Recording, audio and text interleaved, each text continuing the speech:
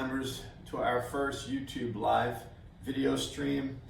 This is going to be a 5-part series on what we're calling the biomechanics of golf. What we're going to cover is how the body has to be able to have a certain amount of motion in order to make the proper swing. Starts from the feet, runs right up and through the neck and the shoulders. Each part is going to cover one thing for that day, and then from that we're going to talk about the mechanics, and we're going to talk about how we assess it, and from our assessment, what do we do to make it better. If there's a deficiency there, we're going to give you 1 or 2 techniques in order to fix that. The 5-part series will consist of the foot and ankle. Second part is going to be the pelvic hip complex. The third is going to be the spine. The fourth is going to be the shoulders. And the fifth, we're going to finish off with the wrists and the hands. Let me tell you a little bit about me. Again, my name is Vance Farino. I am an exercise physiologist with the Cliffs now for 13 years. I am an exercise physiologist by education for over 35 years. My background is in movement science, so in the exercise physiology world, I've become a biomechanics expert. So my background allows me to watch human motion, no matter what it might be, break down where it is inefficient, and then give strategies and techniques to my clients so that they can move better, whether it's for golf or for just anything in general. So we're going to be focusing, obviously, this is golf performance. So what we're going to start with is I'm going to take you through a series of terms or a nomenclature very specific to this field. And the reason being, as I do the presentations, as I start using some of these, they'll make a little bit more sense. Every field has its nomenclature. There is something called the curse of knowledge, where if you start talking in your nomenclature and the person next to you is not familiar with that, and I don't want that to happen here. So with that said, let's start out. So one of the things when we look at human motion, we talk about planes of motion.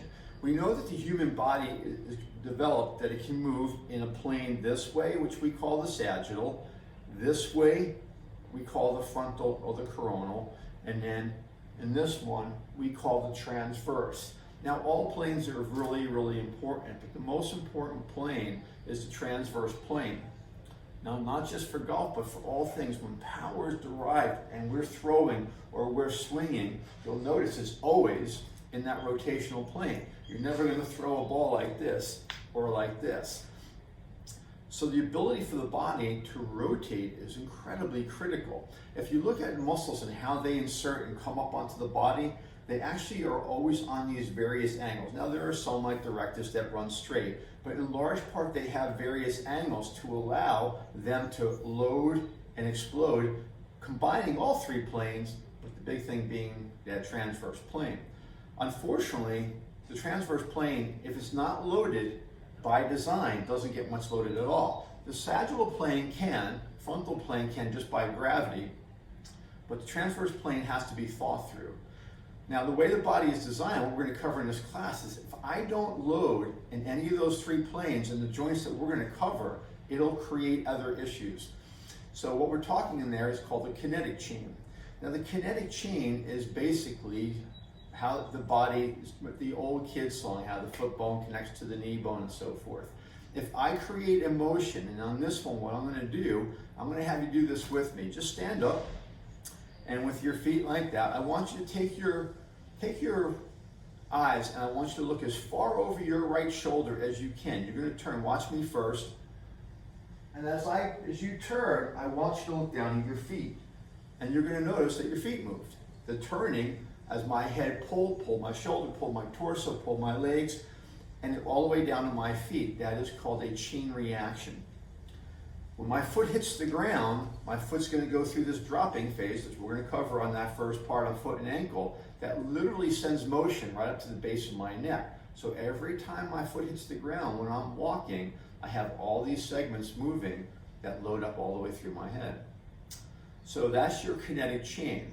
Now, like any chain, the weakest link become a problem. So if I have a chain and I have a segment of two links welded, so I have a chain, I could dangle the chain, not a problem, everything's moving.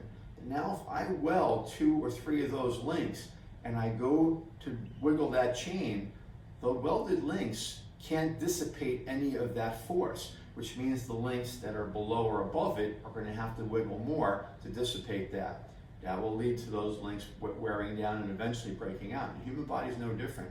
If I've got links that are not doing their job, for example, when we talk about the hip, when we start talking about what that's supposed to do, if it doesn't do its job well, the lumbar spine is going to tell you.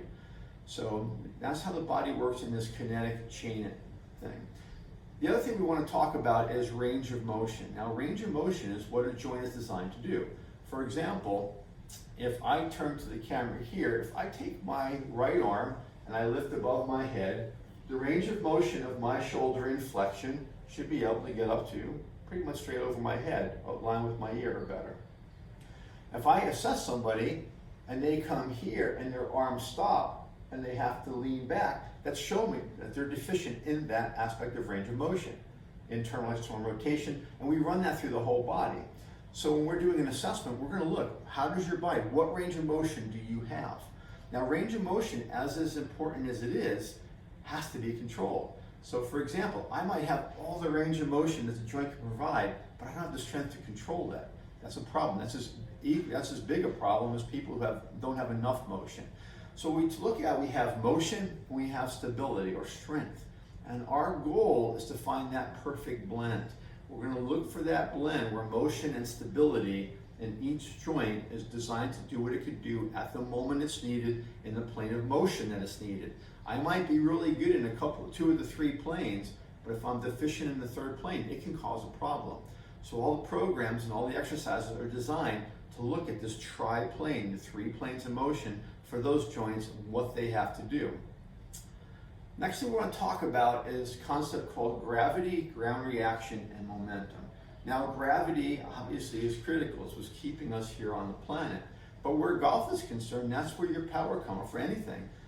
If I took Rory McIlroy and suspended him 2 inches off the ground and had him swing his golf club, how far do you think it would go?